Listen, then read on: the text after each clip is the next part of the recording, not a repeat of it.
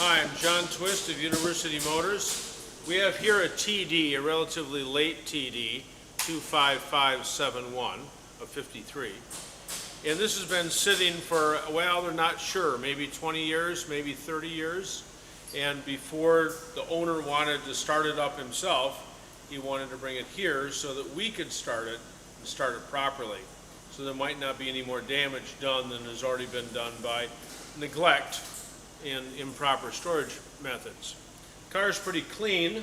You know, it's got this ivory paint job on it. So it came to us without a battery. Obviously, we're going to have to install a battery. When we took the valve cover off, there was a lot of crumbly stuff in there, and we blew that off as best we could. Although whatever else is in the engine will end up falling down in the sump. We drained the oil in the engine. We refilled that. Drained the oil in the differential and the gearbox. Refilled that.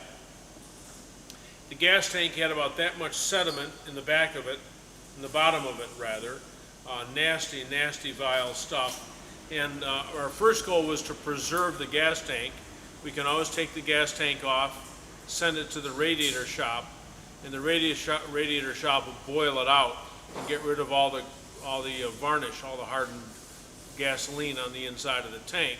But of course that loses the paint on the outside. So I asked Casey not to take that approach, but to clean it out as best we could. But then the owner came in yesterday and said, hey, no problem, I'm going to repaint the car. So if the paint comes off the gas tank, that's okay. So we're home free. We have yet to take that off. But once Casey took the drain plug out of the bottom of the tank, he had to take a screwdriver and jam it up through the sediment to get the old gas to come out. And this is truly old gasoline, leaded gasoline. It is so awful. It's like one part spar varnish and 3 parts mineral spirits or something. Nasty, stinky stuff. Oh my gosh. So once we get the gasoline okay, once we get the fuel pump, which we've taken off to rebuild, once we've got that done, once we've got the carburetors rebuilt, which we have, apart on the bench, once we get the distributor, which is also out, once that's set to go and the points are in there, then we'll go ahead and spin the engine over until we get oil pressure. Once we get oil pressure, we'll go ahead and turn on the ignition. It'll fire like that. We'll probably have it running before our next video, but wouldn't it be fun here on this video to actually see the thing take off for the first time in 20 or 30 years. Anyway, that's how you restart a car that's been sitting for a long time. And then the other side of it is, we can get it running, but don't dare drive it because the brakes are bad.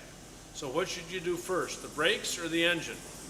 If you're at home and you do the engine first, you're going to go out and drive it no matter how bad the brakes are, because you spent all that time, you want to go out, you want to drive it, but that's bad news. What you should really do, always, is the brakes first, because it doesn't matter how fast you go, it only matters how fast you stop. Having to be at Mad Dogs and Englishmen this coming Sunday, the, help me out, the 9th, the 11th, whatever this Sunday is in July. And I'll be down there doing triage, fixing cars out in the lawn under a little tent all day long. So if you're from Michigan, you have a chance to attend Mad Dogs and Englishmen. Just look it up on the internet, you'll get the instructions. Until next Tuesday, we'll see you later.